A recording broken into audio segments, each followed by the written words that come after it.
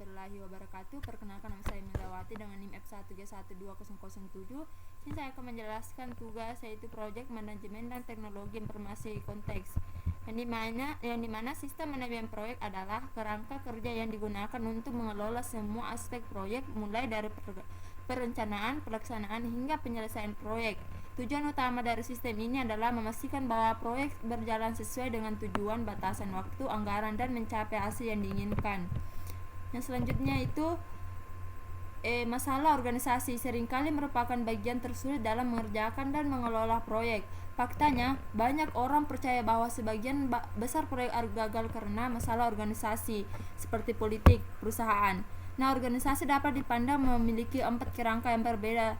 Yang pertama itu kerangka struktural, berkaitan dengan bagaimana struktur organisasi dan berfokus pada peran dan tanggung jawab kelompok yang berbeda untuk memenuhi tujuan dan kebijakan yang ditetapkan oleh manajemen puncak. Yang kedua itu kerangka sumber daya manusia, berfokus pada menghasilkan keselarasan antara kebutuhan organisasi dan kebutuhan orang. Yang ketiga itu bingkai politik, membahas politik organisasi dan pribadi. Keempat, bingkai simbolik, berfokus pada simbol dan makna. Berikutnya yaitu fase proyek. Nah, fase proyek merujuk pada pembagian proyek menjadi bagian-bagian yang dapat dikelola secara terpisah. Setiap fase memiliki tujuan dan hasil yang spesifik dan yang harus dicapai sebelum melanjutkan ke fase berikutnya. Fase proyek umumnya mencakup yang pertama itu inisiasi atau melibatkan identifikasi kebutuhan, pemilihan proyek, analisis kelayanan, dan pengembangan proposal proyek. Kedua, perencanaan, yang dimana melibatkan pengembangan rencana proyek yang mencakup tujuan, anggaran, jadwal, sumber daya, dan strategi manajemen risiko. Yang ketiga itu pelaksanaan, di mana tahap implementasi rencana proyek yang melibatkan koordinasi, pengendalian, dan pengelolaan sumber daya untuk mencapai tujuan proyek. Yang keempat itu monitoring dan pengendalian. Fase ini melibatkan pemantauan kemajuan proyek, penanganan perubahan, pengendalian kualitas, serta pengelolaan risiko untuk memastikan bahwa proyek tetap berada pada jalur yang benar. Yang kelima itu penyelesaian, di mana tahap terakhir di mana proyek dikonfirmasi selesai, penyelesaian administratif dilakukan dan hasil proyek dievaluasi.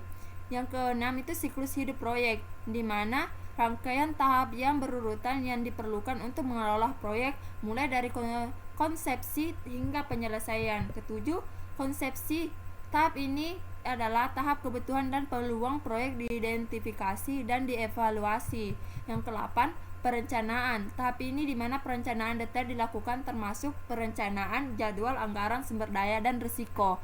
Kesembilan itu pelaksanaan. Tahap ini di mana proyek sebenarnya dilaksanakan, termasuk pembangunan, pengujian, dan implementasi solusi yang dihasilkan. Kesepuluh, penyelesaian tahap di mana proyek diterima oleh pelanggan, evaluasi dilakukan, dan penutup administrasi dilakukan. Yang berikutnya itu adalah tren terkini yang mempengaruhi manajemen proyek TI meliputi yang pertama itu globalisasi. Dalam era globalisasi, proyek TI seringkali melibatkan kerjasama dan koordinasi tim yang bersebar di berbagai lokasi ke geografis. Yang kedua itu outsourcing. Praktik outsourcing semakin umum dalam proyek TI, di mana organisasi mengontrak bagian atau keseluruhan proyek kepada vendor eksternal. Yang ketiga, tim virtual, yang dimana kemajuan teknologi komunikasi kemungkinan membentuk tim virtual di mana anggota tim berlokasi di berbagai tempat secara geografis. Yang keempat, manajemen proyek yang genik. Metode pengelolaan proyek yang genik seperti Agile telah menjadi tren dominan dalam pengembangan perangkat lunak dan proyek TI. Yang terakhir itu teknologi transformasional, yang dimana itu kemajuan teknologi seperti kecerdasan buatan artifisial atau AI, analitika, data Internet of Things atau IoT, dan cloud computing telah memberikan dampak yang signifikan pada proyek TI. Baik, itu saja dari saya. Sekian dan terima kasih. Assalamualaikum warahmatullahi wabarakatuh.